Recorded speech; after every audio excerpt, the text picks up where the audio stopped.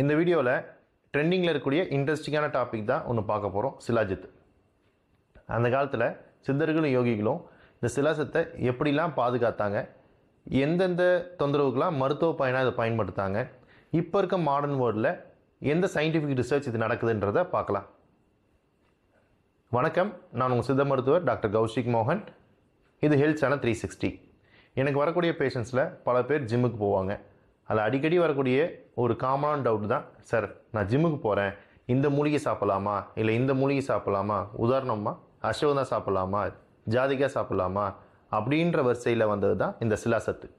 இந்த சிலாசத்துன்றது அவர் கேட்டவுடனே இந்த பேர் எங்கே கேட்டிருக்கமே, நான் அந்த பேஷண்ட்டுக்கும் அந்த தம்பிக்கும் சொன்ன பதிலை நான் உங்களுக்கு சொல்கிறேன்.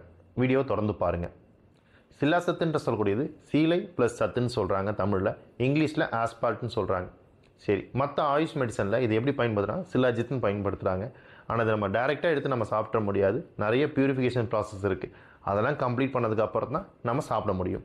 சரி, நிறைய எடுத்து சாப்பிடலாமா அப்படின்னா அப்படி கிடையாது. ஒரு அளவு தான் சாப்பிடணும். அது சித்தர்கள் எந்த அளவு சொல்லியிருக்காங்கன்னா 65 மில்லிகிராம் தான் ஒரு நாளைக்கு சாப்பிடணும், அது குறிப்பிட்ட டேஸ் தான் சாப்பிடணும்னு சொல்லியிருக்காங்க. சரி, வேறு எந்தெந்த நோய்க்கெலாம் சித்தர்கள் இதை பயன்படுத்தியிருக்காங்கன்னா, இந்த சிலாசத்துன்னு சொல்லக்கூடியது வந்து ஆன்டி இன்ஃப்ளமேட்ரியாகவும் டயூரிட்டிக்காகவும் அப்ரோசெடிக் ஆக்டிவிட்டின்னு சொல்லக்கூடிய ஆண்மை பெருக்கியாகவும் இந்த மருந்தை பயன்படுத்தியிருக்காங்க. சரி, இதில் எதுலையாவது வந்து சித்தர்கள் குறிப்பிலையோ அந்த புக்கிலேயோ வந்து ஜிம்முக்கு போகிறவங்க சாப்பிட்டா நல்லதா அப்படின்னு இருக்குமான்னு கேட்டால் அது மாதிரி ஒரு வார்த்தை இல்லை.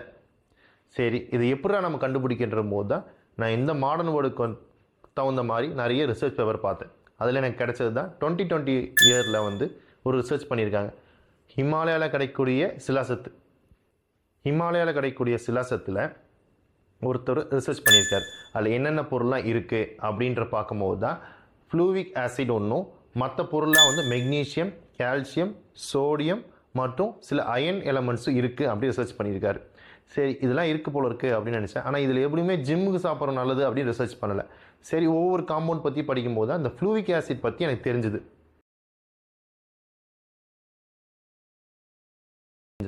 மினரல்ஸ்லேயும் விட்டமின்ஸ்லேயும் நம்ம உடம்புக்கு தேவையானதை அப்சர்வ் பண்ணுற சக்தியை வந்து இந்த ஃப்ளூவிக் ஆசிட் என்ஹான்ஸ் பண்ணி கொடுக்கும் அப்படின்னு தெரிஞ்சுது.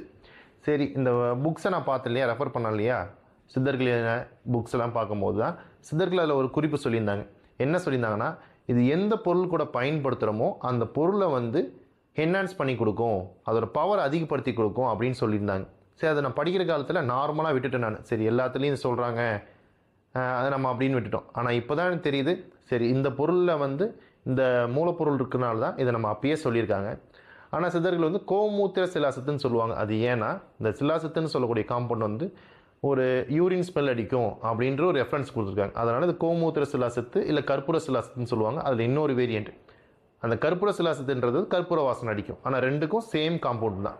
ஸோ அப்போ அன்றைக்கே சொன்ன மாதிரி சித்தர்கள் சொன்ன மாதிரி நான் படித்தது அப்போ புரியாத இப்போ ஒரு புரியுது. என்னென்னா, இந்த பேஷண்ட் என்கிட்ட டவுட் கேட்டு வந்தது, ஜிம்முக்கு போகிறவங்க சாப்பிட்லாமான்னா தாராளமாக சாப்பிட்லாம்.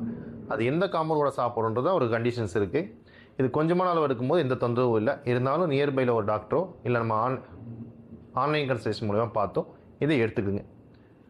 இது சாப்பிட்றது மூலயமா நீங்கள் உங்களுக்கு தேவையான விட்டமின்ஸும் மினரல்ஸும் என்ஹான்ஸ் பண்ணி கொடுக்குன்றது ரிசர்ச் பேப்பரில் பண்ணியிருக்காங்க. இது நல்லபடி ரிசல்ட் கொடுக்கும். இது போல் விஷயம் இருக்கிறதுனால தான் சித்தர்கள் அப்பயே சொல்லியிருக்காங்க, எந்த பொருட்களை சேர்க்குறமோ அந்த பொருளோட பவர் இதை அதிகப்படுத்தி கொடுக்குன்ட்டு. ஸோ அதனால் இந்த சிலாசத்துன்றது எடுத்துக்கலாம். ஜிம் போகிறவங்க மினிமம் அமௌண்ட்டாக எடுத்துக்கிறது நல்லது. இந்த வீடியோ உங்களுக்கு பிடிச்சிருந்தா லைக் பண்ணுங்கள், ஜிம்முக்கு போகிற ஃப்ரெண்டுக்கு இதை ஷேர் பண்ணுங்கள், உங்களுக்கு சந்தேகம் இருந்தால் கமெண்ட் பண்ணுங்கள். இது போல் ஹெல்த் டிப்ஸுக்கு ஹெல்த் சேனல் 360 ஃபாலோ பண்ணுங்கள். தேங்க்யூ.